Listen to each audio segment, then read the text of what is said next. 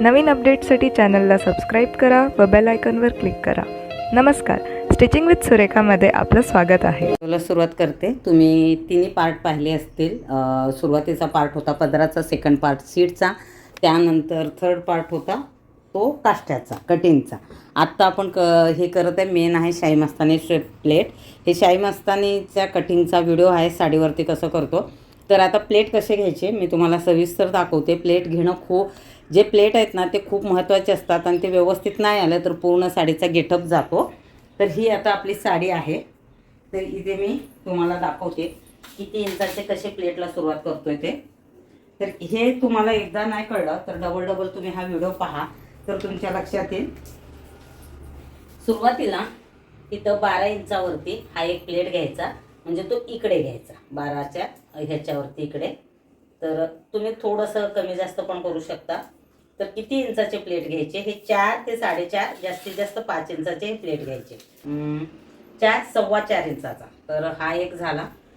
त्याच्यानंतर हा दुसरा आणि हा तिसरा. हे 3 प्लेट घ्यायचे, एकाच मापाचे, एकाच साईजचे ह्याचे जे आहेत.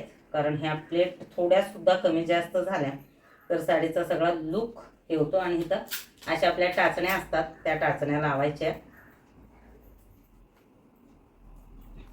इकडे झालं. त्यानंतर वरचंही तसंच करायचं आहे. वरचे प्लेट तसेच व्यवस्थित घ्यायचे, त्याच मापाचे वरती 3 घेऊन टाचणी लावायचे. 1 2 आणि हे 3 व्यवस्थित त्या मापानुसारच ते यायला पाहिजे. थोडासा त्रास होतो सुरुवातीला. तुम्ही जेव्हा सुरुवातीला प्लेट घेतील, कॉटनचं असेल तर तुम्हाला प्रॅक्टिस करायला बरं पडेल. हे आता बनारसी आहे त्यामुळे थोडंसं हा व्यवस्थित बसवावा लागतो. जसं तुम्ही प्रॅक्टिस करतील तसे ह्या प्लेटा जमतील. तर ह्या वरच्या प्लेटा मी थोड्याशा अजून थोडा व्यवस्थित करून घेते. कितीही प्रॅक्टिस असू दे, हा कपडा थोडासा काठाचा जाड असतो ना, तो असं कडक असतो त्यामुळे तो फुगतो आणि त्याच्या प्लेटा पटकन बसत नाही. तेच कॉटनचा असेल कपडा तर इतक्या पटकन प्लेटा बसतात ना. कॉटन वापरायला पण छान आणि आपणाला ते शिवायला पण छान असतं. पण आपणाला आता शालूसारखा लुक पाहिजे तर कॉटनमध्ये येत नाही, त्याच्यात सिल्कच पाहिजे. त्यामुळे ह्या साड्या आपण घेतोय. तर हे बघा कसं हे होतं आहे. तर हे असं व्यवस्थित केलं मी. थोडंसं असं केल्यानंतर ही वरती एक टाचणी लावली. ह्या तुम्ही टाचण्या कुठल्याही घेऊ शकता. मी असं नॉर्मल ज्या टाचण्या आहेत तेच घेते मी. आणि इथं हे एक टाचणी लावून घेते. हे 3 आहेत प्लेट. व्हिडिओ आधीचे पण खूप व्यवस्थित पहा. हे पण व्हिडिओ समजला नाही तर 2-3दा पहा तर जमेल. हा असा इथला एक क्रॉस करायचा आहे. आता मला प्रॅक्टिस आहे म्हणून पटकन जमतं, तर तुम्हाला थोडासा ह्याच्यामध्ये वेळ लागेल. इथे एक टाचणी, कारण ह्या टाचण्या लावल्या की प्लेट व्यवस्थित बसतात. त्या असं केलं. हा वरती असं घ्यायचा, म्हणजे खालचं जसं तुम्ही प्लेट करता तो वरती पण असं व्यवस्थित बसायला पाहिजे. मी म्हणजे रोजचं पण मी शिवते तरी मला हे इतकं असं व्यवस्थित करावं लागतं. असं नाही की चला बाबा खूप प्रॅक्टिस आहे, फक्त व्यवस्थित जमतं. पण वेळ तुम्हाला तेवढाच द्यावा लागतो. घाई केली आणि एखादं प्लेट मागे पुढे झालं किंवा फिनिशिंग नसेल तर साडीचा गेटअप जातो. तुमच्या कामामध्ये, टेलरिंगमध्ये हा खूप महत्त्वाचा पार्ट असतो की फिनिशिंग खूप महत्त्वाची असते. तुम्हाला हे बघा मी खालचं केलं तर वरतीही करते. हे असं व्यवस्थित ही अशी मिरी जे बोलतो ना आपण ती व्यवस्थित बसली पाहिजे. हा भाग झाला, एक झाला, हा दुसरा. आणि दर इथल्या ह्याला मी पिन लावतेच, लावावंच लागतो.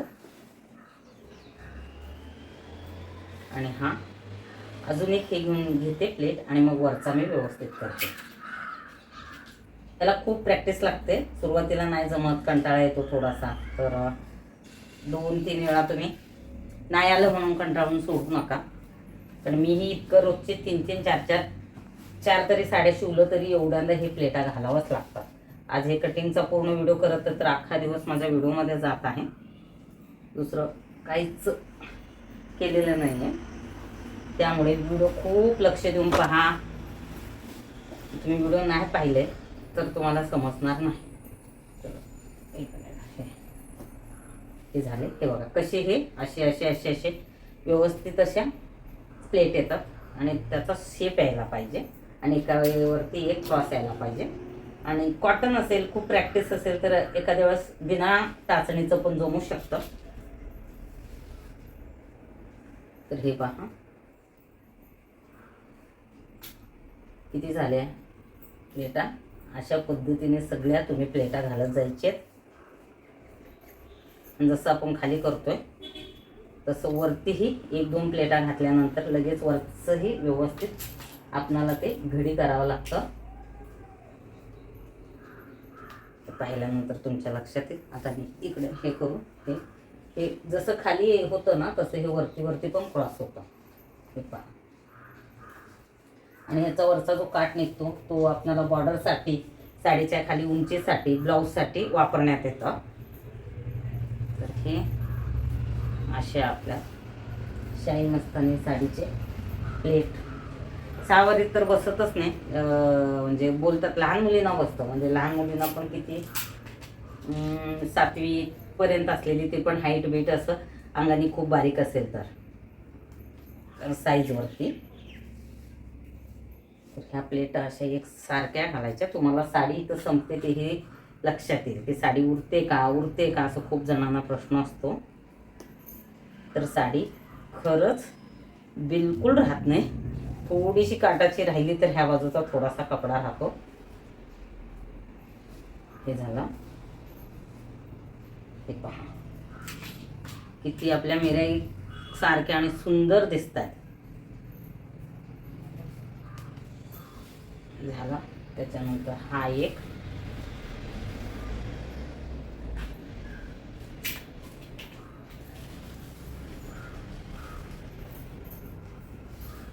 हा आपला लास्टचा प्लेट झाला. आता उंचीनुसार तुम्हाला ते प्लेट ॲडजस्ट करावं लागतील आणि हे असे व्यवस्थित हे सगळा भाग असा व्यवस्थित करून घ्यायचा आहे एका पाठोपाठ एक. हे असं, कारण इथं हा मिऱ्यांचा हा इथे जर व्यवस्थित नाही बसला तर हा सेट तुमचा बिघडणार. तर हा तुम्हाला थोडासा असं हे केल्यानंतर तिथं मी एक टाचणी लावून घेते म्हणजे हे प्लेट व्यवस्थित राहतील शिलाई करेपर्यंत. ही टाचणी अशी लावायची.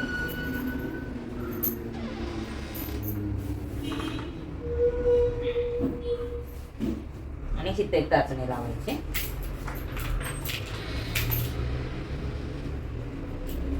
तर ह्या आपल्या पूर्ण शाही मस्तानीचे प्लेट घेऊन झालेत. आणि ह्या आता जे मापानुसार आहे ते कट करून घ्यायचं आहे. उंचीचं जितकी उंची असते त्यानुसार. आता मी परत एकदा चेक करते की प्लेटा कशा दिसत आहेत त्या. सुंदर अशा प्लेटा आपल्या दिसत आहेत.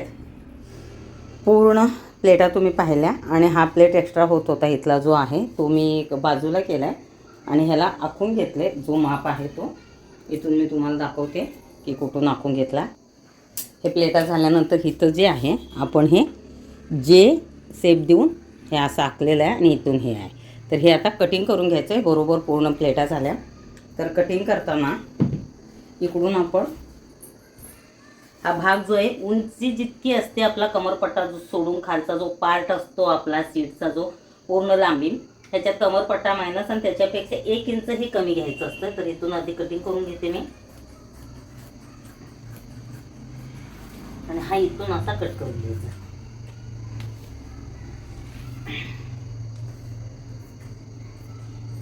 इथे थोडेसे प्लेट जाड येतात त्यामुळं कट करताना